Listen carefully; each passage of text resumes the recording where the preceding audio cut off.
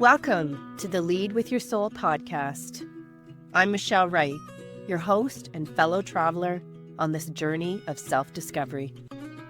This podcast is designed for women navigating life transitions and yearning to embrace their true selves. I'll be sharing my personal journey from navigating the complexities of divorce and blending families to reshaping my career to something that resonates with my soul. With 3 decades as a teacher and mentor, I'm here to share insights, heartfelt stories, and practical strategies. Together, we'll explore how to cultivate self-love and create the vibrant, fulfilling life you deserve. Join me each week as we dive deep into the art of living authentically. Welcome to the Lead with Your Soul podcast. I'm Michelle Wright, your host, and I'm so happy to have you here with me today. In this episode, I'm going to be talking about shadow work for healing. And for some, this might be the first time you're hearing that term. And if not, I'm just going to define it so that we're working with a term together as we go through this episode. So shadow work is this process of exploring and integrating and healing those parts of ourselves that we repress or ignore, that are really in the shadows that we don't tend to look at. And shadow work is actually putting the light on them and saying, what is this about? And shadow work can happen because you plan it. So maybe there's actually some areas for yourself that you recognize that you have to heal, that you need to move forward with it. You might do some inner child work. You might be pulling cards to do some work on relationships or work on yourself. Shadow work can come up during times of stress or during times of transition. For me, some of the indicators that I need to do some healing are when I start to feel a crunchiness, when I find myself getting angry. Actually, angry is a huge indicator for me. Anger is when I know that I am being triggered by something.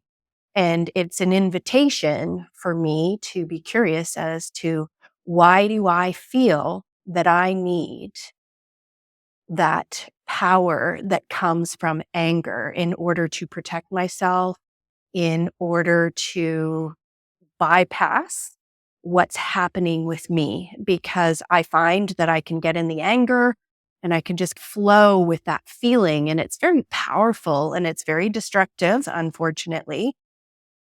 It also doesn't open myself up for reflection and healing. So I've had to really stop and recognize anger as one of my indicators. Another thing is I call it like when I'm moving in molasses. It just seems like it doesn't matter which way I'm going. It's just taking so long to do it, whether it's my thinking, whether it's making decisions or moving forward or something, or how I'm planning to move on a project or planning to move with an idea. And it's just molasses. And it's really slow. And I have to ask myself then, I become curious once again in here, what is the shadow work that I am being invited to heal, to really start to work on, to dive in? Now, when we do shadow work, if you're planning it, you need to plan it to take care of yourself. It needs to be a very nurturing, soft approach, because you're going to be dealing with those parts of yourself that you keep hidden from yourself, hidden from the world, the things that you're not proud of, the things that you wish were a part of you, that you just wish you didn't have. And shadow work is to look at those pieces and to love those parts of yourself as much as you love the other parts of yourself, the parts that are shining bright in the sun, the parts that make you sparkle, the parts that bring people to you. because we're human beings and we're spirit of dark and light. And they both work together. Just like the night without the day, we can't have that contrast. And we need that. We need that contrast. We need that working of these two dualistic aspects of ourselves to continue to grow, to continue to expand, to continue to be curious. And it's like an onion, and you're just slowly peeling one part away. As I said, all of a sudden something comes in or you plan it and you just, okay, now I'm dealing with that. I've done some inner child work. I've dealt with my shadow. And just like an onion, though, the part that at times can be so frustrating is that there's always another layer. There's never a done. Oh, I've done my shadow work. I'm done. Check. Here's the box. It's done. It's not. It's layer after layer and almost levels after levels of healing, which actually continues to make me, it just continues to blow my mind. I know in the past, we just talked in the last episode, we talked about time and how time is not linear and time is actually both past, present, and future at the same time. And I think that's where healing also comes in, is this sense of peeling the onion. Depending on where you are in this quantum physics of time and you're moving through and you're working, it can bring up different things and opportunities to heal that come from the past, or maybe you need to work on in order to move forward on a particular calling in the future. And you just didn't know it because you can't sense it in the present. And so then that's another layer of this onion that you just need to continue to heal and work on. I find shadow work is important. It's important to block it in, because I find if I haven't blocked in my shadow work and I haven't blocked in time to wonder, I find it tends to be on snowy days or rainy days. I can feel this melancholy of my spirit.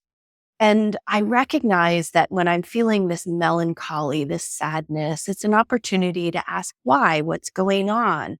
When I'm getting anger and triggered and I'm feeling on fire, that's an opportunity to ask why, what's going on. Now, that one is less planned and the melancholy can be more planned.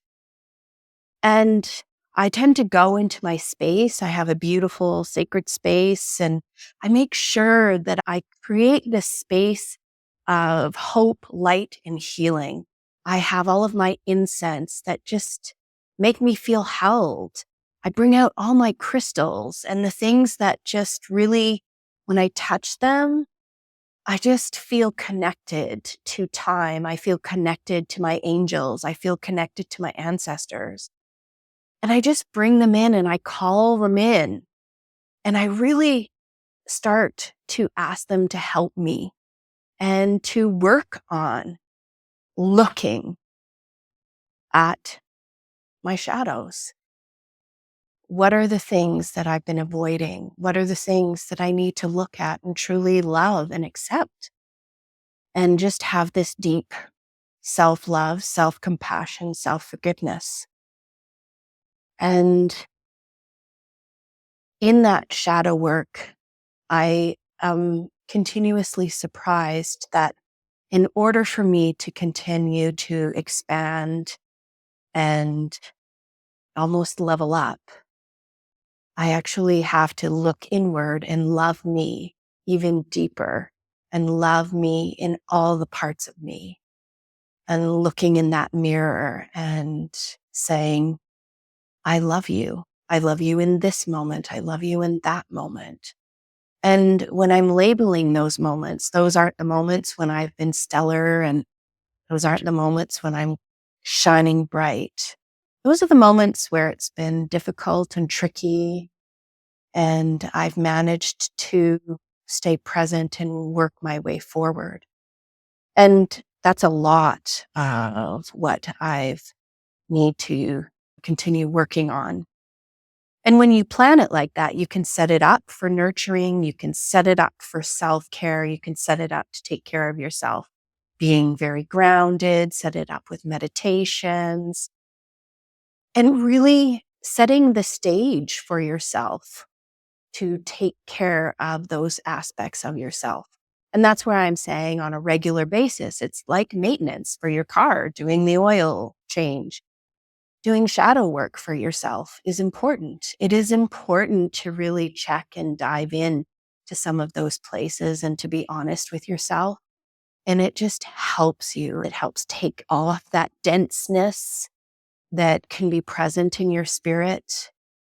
And it just allows you to really become grounded and even more connected and able to hear my intuition, able to hear my connection with my angels and my spirit team and my ancestors. And that's what regular maintenance looks like. Now, I also spoke about that part where you can get angry, or sometimes it's deep anxiety and fear that starts to cycle through me. And that is not planned for. That's just life happening to me. I'm in a situation and all of a sudden I'm there and I can feel the spiral thinking, negative spiral thinking about myself, about others, and what they think about me. And I know I'm in trouble. And I'm getting better at recognizing that and not staying in the spin, not staying in this negative, anxious, self deprecating emotion, and instead grounding, breathing, and starting to ask myself, what is really going on? What is this really about? To give you an idea of how quickly that can happen, I talked, I think, a couple of episodes, or maybe it was last episode, about being on the Great Barrier Reef at our reef stay, and that it was one of the most astounding experiences I've had, being in the water, being close to nature, being at this reef stay, and surrendering and trusting into spirit. And I knew I wanted to talk about this piece, so I saved it. I saved it to talk about in this episode. So the next morning on the reef stay, when we woke up, an amazing sunrise is there, beautiful breakfast. We do all of that. I'm going for my second scuba dive. My husband decided not to do another one. One was enough for him, and I wanted to do it again. And as it turned out, I ended up going by myself, and it was a gorgeous day and everything was set up. I had met my beautiful scuba instructor before, and he's, it's your second time doing it. So you're welcome to just float away and just kick wherever you want. And I'm like, no, you know what? I still would like to hang on to your hand. I just feel I still need that. And we just quite quickly went into it because you're there for 30 minutes and we were just kicking along. It was absolutely stunning. Once again, we're just close to this reef, seeing all the amazing wildlife and fish and coral, and we're just going down. And all of a sudden, if you have been scuba diving, what ends up happening is that the air is so dry from your tank and it just stuck my throat closed. And I absolutely panicked. I just freaked out and I tapped him and he's like, how are you doing? And he'd ask this with a hand sign, like, are you okay? And I did the wiggle the hand back and forth, which means, no, I'm not okay. And I was just panicking and he could see because I was grabbing where you breathe from I think, I'm not sure what it's called. Anyway, I was grabbing that and he could see I was panicking. So he moved me up. We were going up and then he went in front of me and he was mask to mask with me. And he is looking deep in my eyes and he's just looking and he's taking his hand and he's just slowly moving, going down, just relax. And I relaxed. I started breathing and I just focused on breathing. One of the things when you start scuba diving that they say is that the easiest thing we can do is breathe. So just breathe. That's all you need to do is breathe. And I did. I worked through the panic and we started heading back. So instead of 30 minutes, 40 minutes, It was a 20-minute dive. I was really scared and I had to really focus on just breathing. I was hanging on to I think it's the ventilator where you breathe from, just to keep it in my mouth. And I was just breathing and just fighting that tug in myself of fear of you can't breathe and just that panic. And it was just there. And I just had to stay calm. And he was checking on me and I'm like, I'm okay. I'm okay. And we had already set up that I would go and see my husband, Jason, in the bottom. They had a observatory so you could see along the reef and that we would go and say hi. So I went and I said hi to him and was shaking at Jason, giving thumbs up and a big heart. And when I look back at this video that Jason took of me in the water, I actually feel really sad because I knew how panicked and scared I was. And it's interesting because I wished I wasn't. That was the thing. I wished that I wasn't. And so Jason couldn't tell from any of that. And we get back and I said to my diver and I said, "Oh, I panicked." And he said, "Yes, you did. I saw that."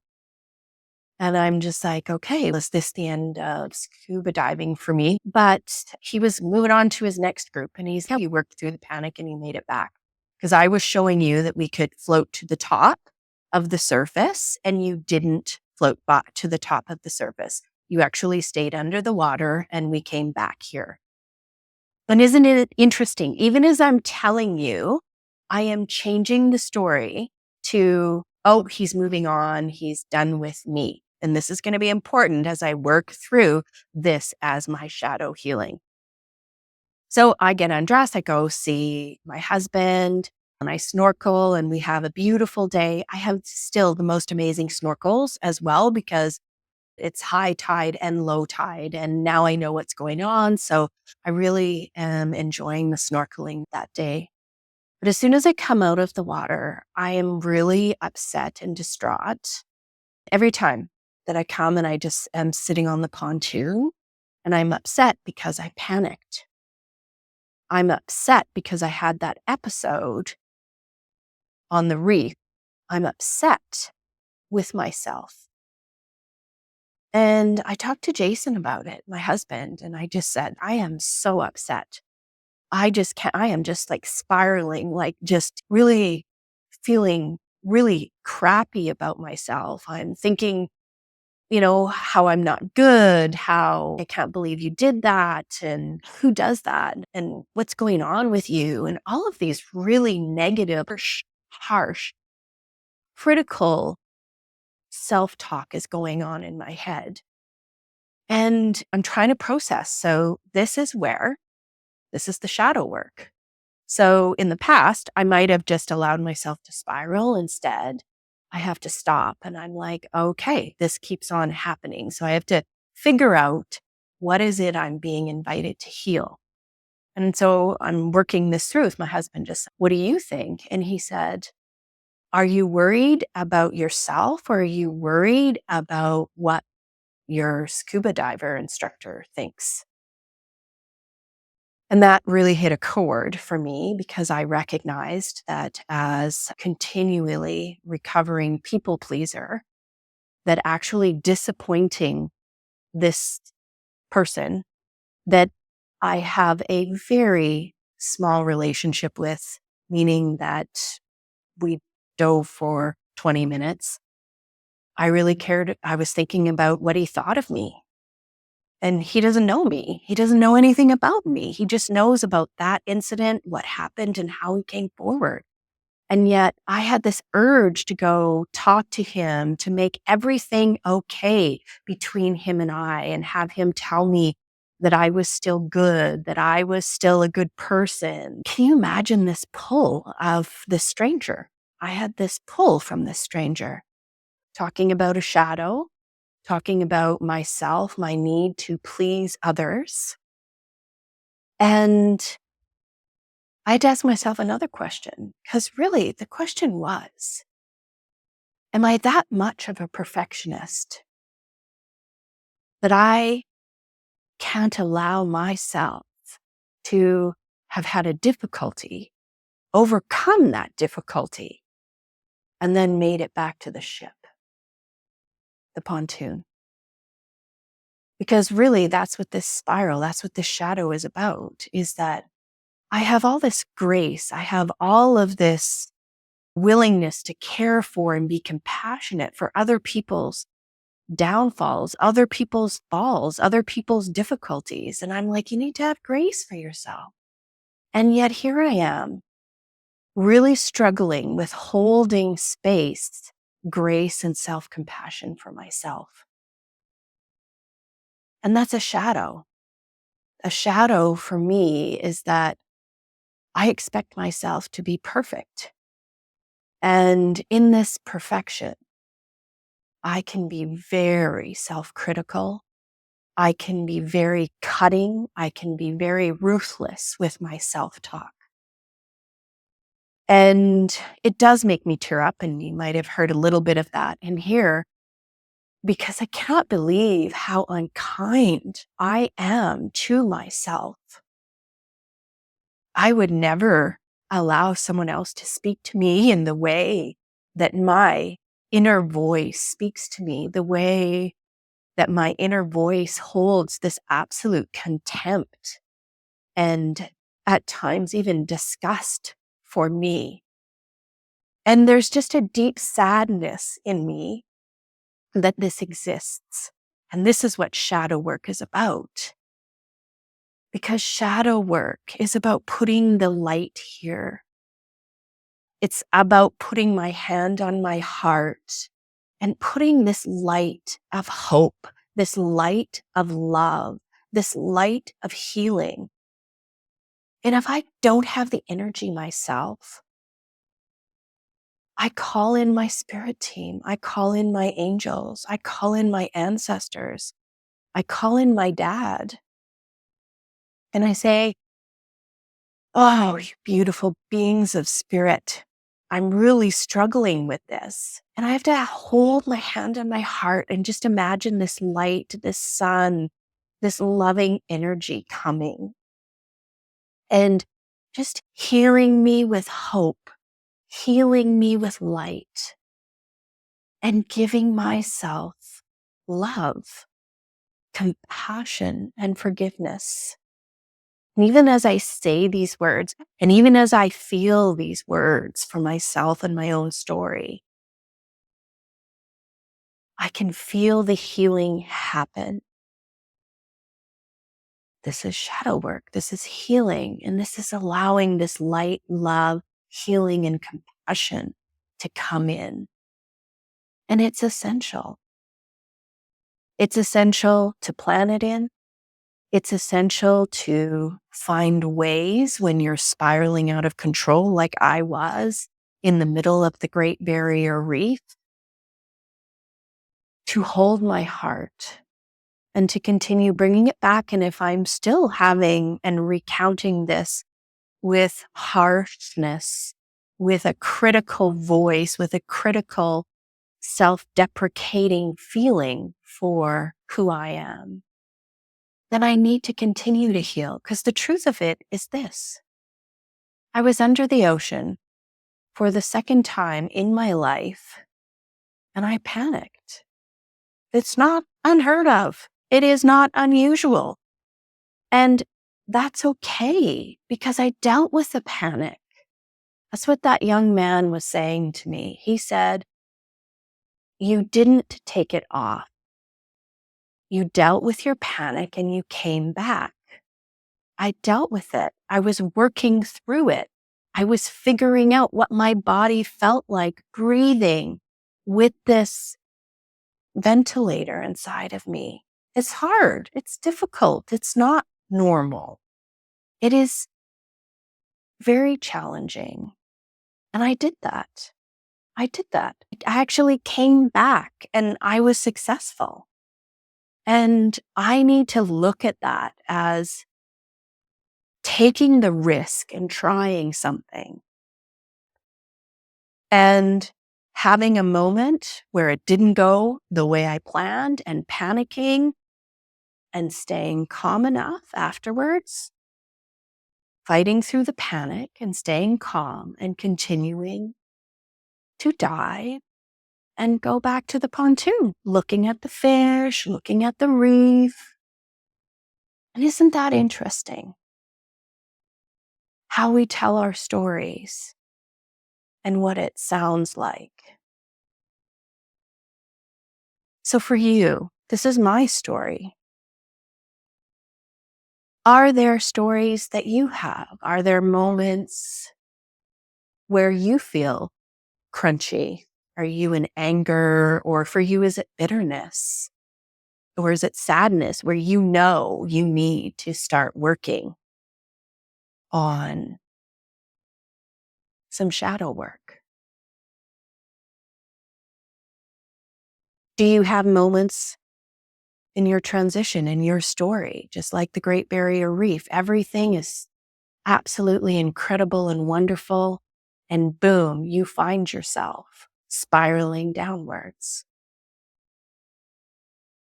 What are some of the tools that you're using and that you have in your toolbox to help you to stop the downward spiral? To truly look at yourself with light, love, forgiveness, compassion, to really establish a strong cord and a strong envelope of hope and healing around your entire body, around your entire spirit, your aura. When you're planning it, I use cards a lot. And if you do YouTube searches, there's so many recommendations for some really good shadow work decks. That might help you. Some people find really soft decks are really nice for shadow work. I'm so Taurus and grounded and just earth centered that it's the decks that I work with all the time I find are the easiest for me because I know exactly how they feel.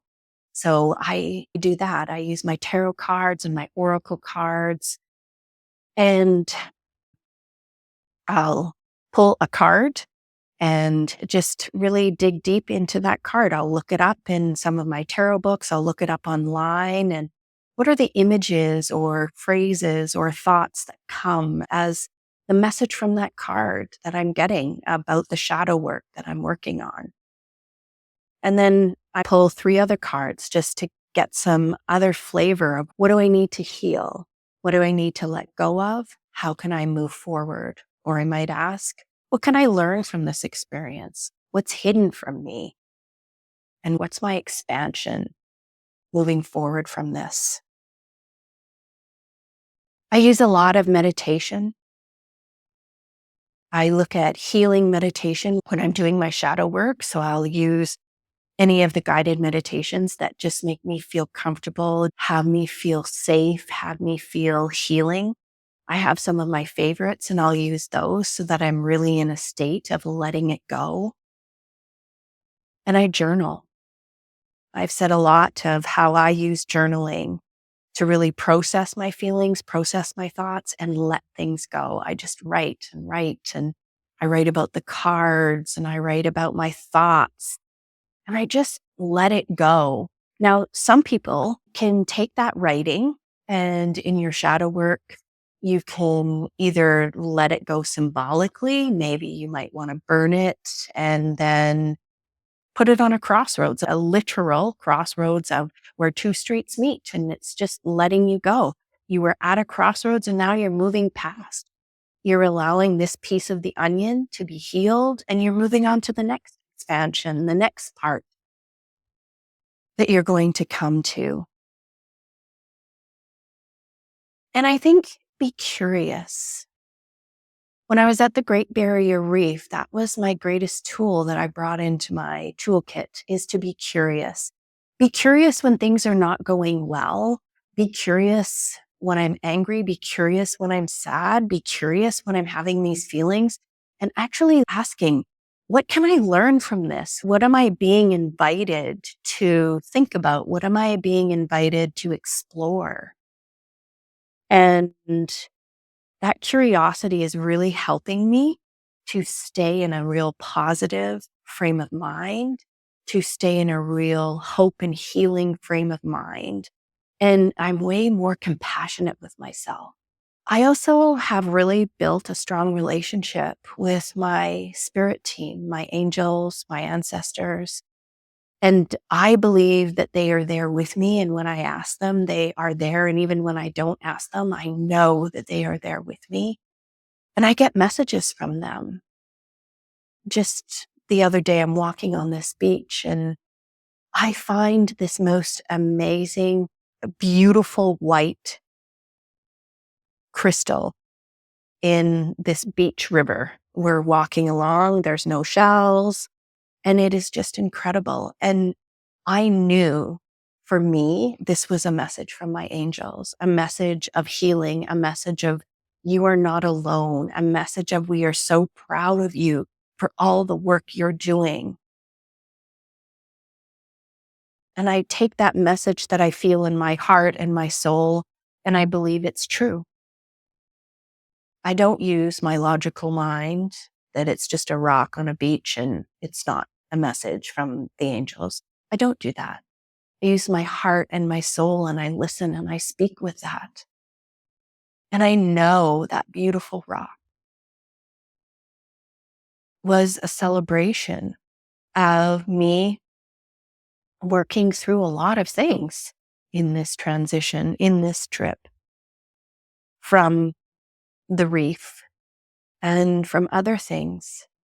And just continuing to encourage me on this journey of life and saying, you know what?